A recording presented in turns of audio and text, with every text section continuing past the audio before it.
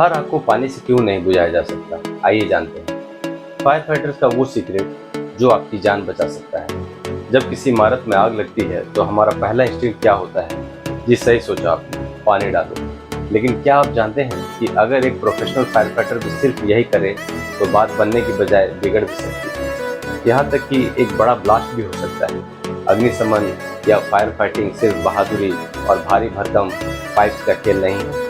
यह असल में केमिस्ट्री का एक हाई स्टेक्स गेम है।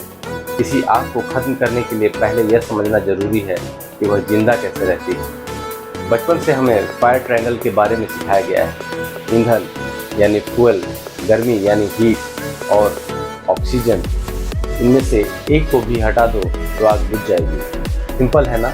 लेकिन मॉडर्न साइंस कहती है कि यह मॉडल अधूरा है। आज के फायर फाइटर एक 4 साइडेड यानी 4 कोनों वाले मॉडल का इस्तेमाल करते हैं, जिसे कहते हैं द फायर टेट्राहेड्रन। इस डायग्राम को देखिए। ईंधन, गर्मी और ऑक्सीजन के अलावा इसके केंद्र में चौथी चीज है अनइनहिबिटेड केमिकल चेन रिएक्शन, यानी कि अनियंत्रित रासायनिक श्रृंखला प्रतिक्रिया।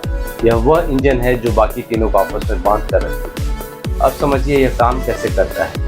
हमारे आसपास की हवा में लगभग 21% ऑक्सीजन होती है, लेकिन आग को जिंदा रहने के लिए सिर्फ 16% की जरूरत होती है। जब fire fighter special fire motive foam का इस्तेमाल करते हैं तो वह आग को ठंडा नहीं कर रहे होते, बल्कि वह उसे स्मूदरिंग कर रहे होते हैं, यानी उसका ऑक्सीजन काट देते हैं। जब यह पानी की बौछार करते हैं तो वह उसके हीट यानी गर्मी वाले हिस्से पर हमला करते हैं।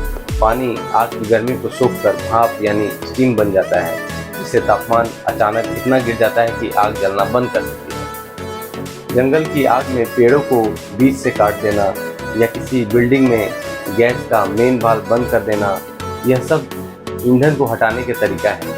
ईंधन खत्म तो आग खत्म, लेकिन उस चौथी साइड यानी चेन रिएक्शन का क्या? यही पर वह चौथी साइड काम आती है। कुछ फायर एक्सटिंग्विशर में ड्राई केमिकल या क्लीन एजेंट होते हैं।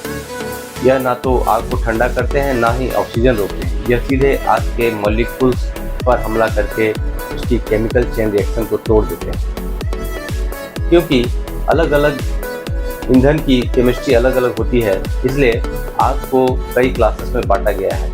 गलत आग पर गलत एक्सटिंग्विशर का इस्तेमाल करना जानलेवा हो सकता है।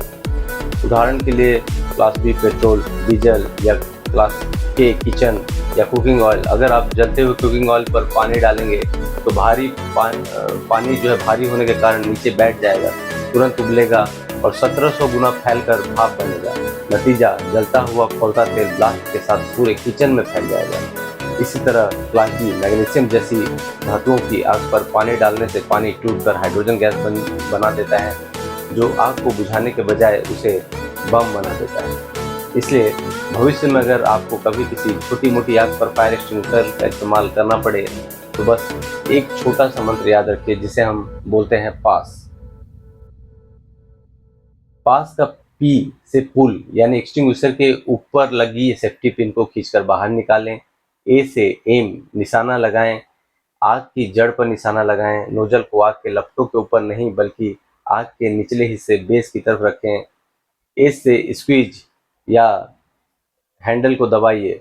गैस या केमिकल को बाहर निकालने के लिए लीवर को मजबूती से दबाएं। एस से स्वीप, घुमाएं। दाएं से बाएं, पाइप को आग की जड़ पर बाएं से दाएं झाड़ू लगाने की तरह तब तक घुमाएं जब तक आग पूरी तरह बुझ न जाए। तो आग के फायर साइंस के ज्ञान को यही समाप्त करता हूं। अगली बार जब आप सड़क पर सायरन बजाती हुई फायर ट्रक को देखें तो याद रखिएगा, वह सिर्फ पानी लेकर नहीं जा रहे हैं, बल्कि वह नेचर के सबसे खतरनाक एलिमेंट को मात देने के लिए केमिकल इंजीनियरिंग का मास्टर क्लास लेकर जा रहे हैं। सुरक्षित रहिए, सतर्क रहिए। आज ही अपने घर या ऑफिस के फायर एक्सटिंग्विशर्स की क्लास चेक कीजिए और मैं आपको मिलूंगा अगले वीडियो में। Thank you. जय हिंद।